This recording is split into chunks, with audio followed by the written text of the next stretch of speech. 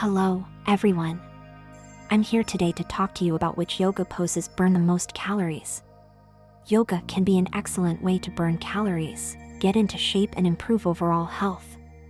But not all yoga poses are created equal when it comes to burning calories. Certain poses, such as the Sun Salutation and the Warrior pose, are among the most effective for calorie burning, as they require a lot of energy and strength. The Sun Salutation is a great all-rounder, using up lots of energy and engaging the core muscles. The Warrior pose is also a great calorie burner, engaging the legs and arms and building strength.